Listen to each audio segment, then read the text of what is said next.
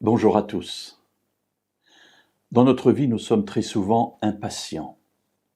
Impatients notamment en ce qui concerne la conversion de nos proches. Bien sûr, nous aimerions qu'ils avancent, qu'ils vivent une vie nouvelle, une vie faite de bonheur. Et lorsque nous les voyons galérer dans leur vie, eh bien nous nous disons, mais quand est-ce qu'ils écouteront la voix de Dieu? Quand est-ce qu'ils comprendront? Et cette impatience est là et parfois mine notre existence. Pour autant, le temps de Dieu n'est pas toujours le temps de l'homme, loin s'en faut. Et la Bible regorge d'expériences qui nous montrent cela. Je voudrais partager l'une d'entre elles avec vous aujourd'hui, et on la trouve dans l'Évangile selon Marc au chapitre 15 et au versets 42 et 43. Nous nous trouvons à ce moment-là, juste après la mort de Jésus. Jésus est encore en croix, et il va se passer un événement particulier que je trouve intéressant dans le contexte de notre réflexion d'aujourd'hui.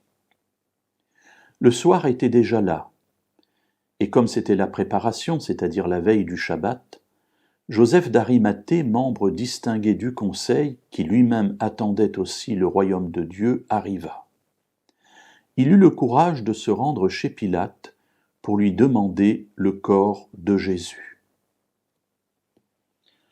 Voilà Joseph d'Arimathée, c'est un membre du conseil, c'est-à-dire du Sanhédrin, le tribunal suprême juif de l'époque de Jésus, et ce sont des gens qui, d'une manière générale, étaient opposés à Jésus. Un grand nombre des pharisiens étaient opposés à Jésus.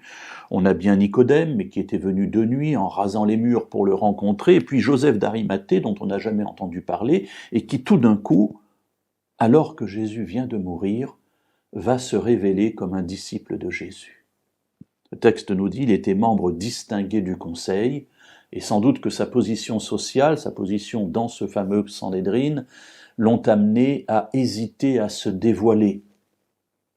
Mais il le dit, le texte le dit, il attendait le royaume de Dieu. Et cet homme, à un moment donné de sa vie, parce qu'il y a eu un événement extraordinaire, qui est celui, évidemment, de la mort de Jésus, change de cap et se dit, maintenant est venu le temps de dire ouvertement ce que je suis. Alors il se rend vers Pilate pour demander le corps de Jésus et ainsi se révéler comme disciple. Il eut le courage de le faire. Alors moi, cela me donne beaucoup d'espérance, parce que parfois je parle et j'ai l'impression de parler à des murs. Parfois, j'amène des réflexions que j'estime être très construites et ça ne fait strictement rien dans l'auditoire. Et je peux parfois me désespérer.